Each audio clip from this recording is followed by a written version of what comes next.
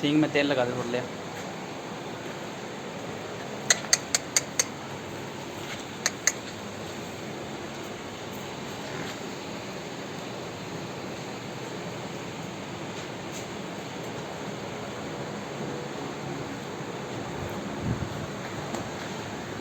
कचड़ी